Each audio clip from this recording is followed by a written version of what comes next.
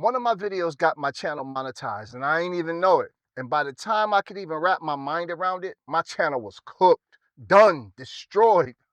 Let's talk about it. Bang, bang, bang, bang, bang, bang, bang, bang. Yeah. What's good, YouTube family? I'm Todd Bangz and welcome back to the Pep Rally.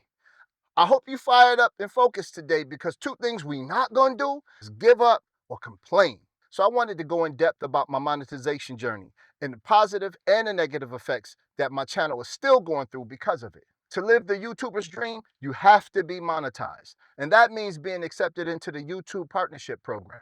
You meet the necessary criteria and they accept you in. Well, for me, that dream happened on accident.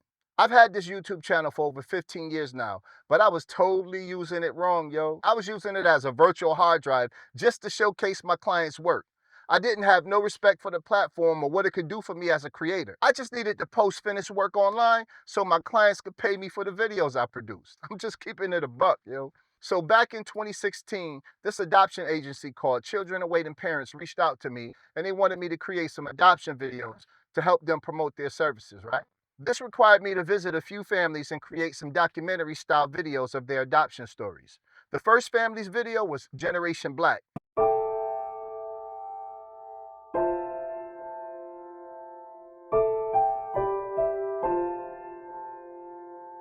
Today is the day,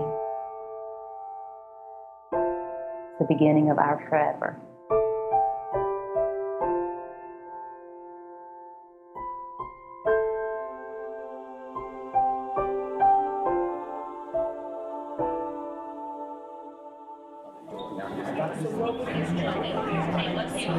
From being the only child to having my first brother was actually like a roller coaster, which I really like. This video was discovered by the producers of NBC's Home for the Holiday show. They purchased the rights to use my YouTube footage and hired me as first AC to produce their segment for the show. That was a dope experience to have my work go from YouTube to national TV. Now the second family is the Doughertys, or better known as the Dougherty Dozen.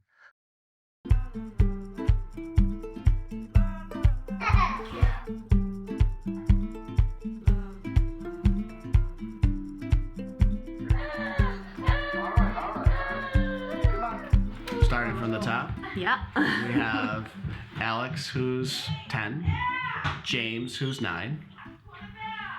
Sorry, screaming in the background. Zoe, who's 4, Dash is 2.5, Jordan and Jace, who are our foster twins, are 2, and then Bodie, who is 3 weeks. Yep. 3 weeks. 3 weeks. Now this is where it started getting interesting because the mom of that family decided to continue vlogging her adoption journey after I posted the video. February 2022, it totally paid off for them because they went viral on all social media platforms. Now mind you, at that time, I'm not checking for YouTube like that as a resource other than posting my videos. I started getting emails from YouTube congratulating me about milestones my channel was achieving. Now this is the point when I realized I could really get paid from YouTube and I should be taking this more serious. And at that point, I also began to ask my daughter to see what she would like to do on YouTube so we could create something together. And that's when we came up with EFG. So fast forward a few weeks, and lo and behold, my channel was now monetized. I met all the minimum requirements and I was awaiting approval. And I actually learned a hack to speed up the approval process. And I applied it and it worked. Comment the words, "show me the hack." And if I get enough comments, I'll make a video about it so you can get your YouTube account approved faster. Trust me, it works. But let's get back to it. So from this point on, right, I just started seeing my numbers running up like never before, every single day.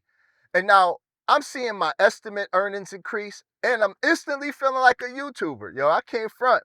Month after month, now I'm starting to exceed the $100 minimum threshold needed for YouTube to actually release the funds to me. So now I'm making a few $100s a month. And at this point, I'm feeling real good. I ain't gonna front, yo. I was feeling real good. I knew that I needed to begin doing more videos, but what I didn't know is what got me there is what was going to sustain me there. The algorithm placed me in the adoption video category, but more specifically under Dougherty Dozen. So every video I did after flopped and did minimal, no views. People started coming for me in the comments. You know how people commonly say, the algorithm hates me. Well, it's not that the algorithm hates me, it just miscategorized me, and it's totally my fault. This is when I had to make a critical decision. Do I want to continue making adoption videos? Do I really want to be known for these type of videos just to remain monetized? I was instantly faced with the dilemma of creating what I love based on who I am or creating strictly to get paid. What I love is making videos with my daughter and my kids to propel their careers and ideas forward. And being locked under the keyword Doggerty doesn't just ain't it for the creative journey of my life, man. Now, on top of that, the Doggerty family started getting extreme hate from certain viewers who simply can't stand them, can't stand family channels, or claiming that they're oversharing or exploiting adoption kids. And unfortunately for me, that spilled over into my comment section, and there was nothing I could do about it. At first, I tried defending them. I ended up having to defend myself and my motives because they were questioning why was that video ever produced. I'm like, yo, and nothing could calm them down. It only fanned the flames until this day. So even now, I just have to simply ignore the comment section of that video.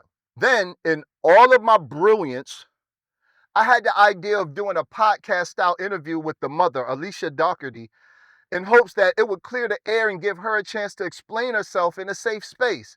But that seemed to only have made it worse because the podcasters and the cyber cowboys came after me and her and took the conversation out of context. Now, this one dude from Canada, the Dad Podcast or something, he actually came for me because I stutter. He hate her so much, he mocked me in a vulnerable point of my life when I'm just trying to get my voice back again. As far as your vehicle is concerned. So can I get You have a van. A charging block. Hold on. But like I said, two things I'm not going to do. Not going to give up, and we're not going to complain. That's what we're not going to do. We're not going to give up. We're not going to complain. And honestly, I made my peace with just letting my channel die out, and it did. It became demonetized because it fell beneath the threshold. Now let's keep in mind, in any given year, not the fiscal year, but year to date, if you fall beneath the criteria needed to remain in the program, you'll get a warning and then you'll get demonetized. And once you bring it back over the threshold, it'll go back into review and hopefully you'll get monetized again. In 2024, I got monetized again just before the DoDash video. And actually, in that video, I spoke about riding the waves of other YouTubers' content. Now, in this scenario, a bigger YouTuber pulled me into their wave, and there was nothing I could do about it because I was directly associated with the progress of that wave. But it's also proved my theory was correct. If your video and stories are relevant to what's trending or popular, you too can ride the wave to success or failure if you're not careful. And that's why it's important to treat YouTube content creation with the same respect you would approaching a job or starting a business. That's word. That's for real, for real. The more you work on the plan for success, the easier it is to identify what your success ultimately would look like, saving you time, energy, and money. So, what's the takeaway from all of this, right? Because this was truly a teachable moment and I'm still in class trying to figure out how to pass this test. I finally made up my mind to do the uncomfortable yet necessary things. And that is get on YouTube every day, reshaping what the algorithm thinks I should be posting. The trick isn't to find what I want to do on YouTube, but rather finding the right topics of interest that people want to see, then dragging it long enough until I'm the keyword of that topic too. Now, don't let that go over your head. Rewind this back a few seconds and let it soak in. I'll see you tomorrow.